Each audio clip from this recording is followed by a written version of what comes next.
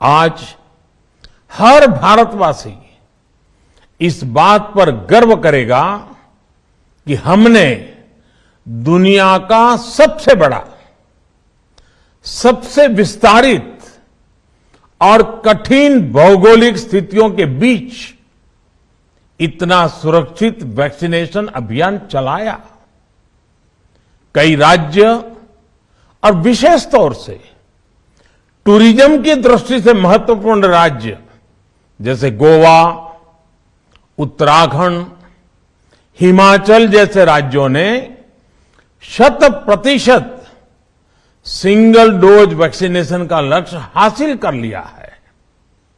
आज देश के दूर सुदूर गांवों में जब 100% वैक्सीनेशन की खबरें आती हैं तो मन को संतोष होता है।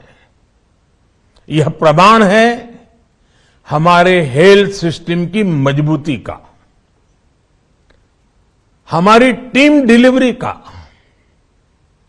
हमारे हेल्थ केयर वर्कर्स के डेडिकेशन और कमिटमेंट का, और देश के सामान्य मानवी के अनुशासन और विज्ञान में उनके विश्वास का।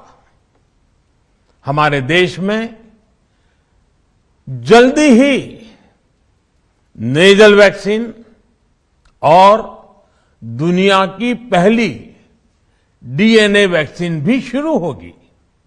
साथियों, कोरोना के खिलाफ भारत की लड़ाई शुरू से ही वैज्ञानिक सिद्धांतों, वैज्ञानिक परामर्श और वैज्ञानिक पद्धति पर आधारित रही है।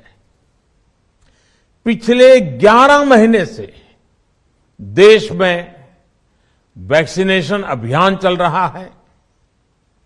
देशवासी इसके लाभ भी महसूस कर रहे हैं। उनकी रोजमर्रा की जिंदगी सामान्य हो रही है। आर्थिक गतिविधियां भी दुनिया के कई देशों की तुलना में उत्साहजनक रही हैं। लेकिन साथियों, हम सभी जानते हैं कि कोरोना अभी गया नहीं है। ऐसे में सतर्कता बहुत जरूरी है। देश को सुरक्षित रखने के लिए, देशवासियों को सुरक्षित रखने के लिए हमने निरंतर काम किया है।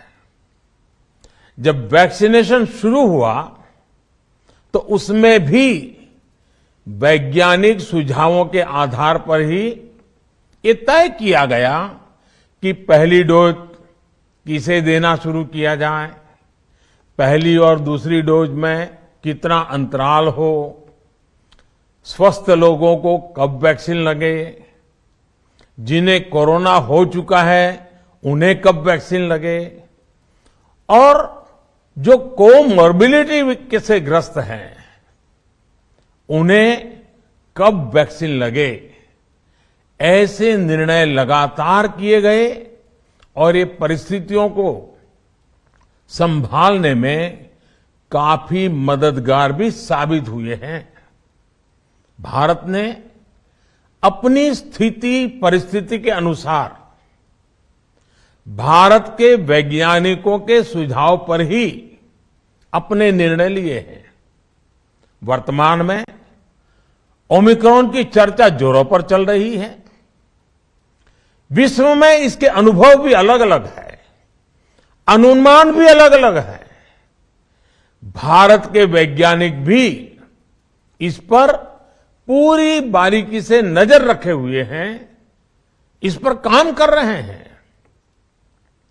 हमारे वैक्सीनेशन को आज जब 11 महीने पूरे हो चुके हैं तो सारी चीजों का वैज्ञानिकों ने जो अध्ययन किया है और विश्व भर के अनुभवों को देखते हुए आज कुछ निर्णय लिए गए हैं।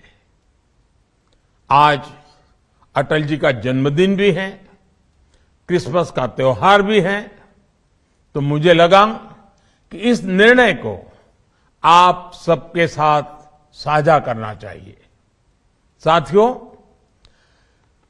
15 साल से 18 साल की आयु के बीच के जो बच्चे हैं, अब उनके लिए देश में वैक्सीनेशन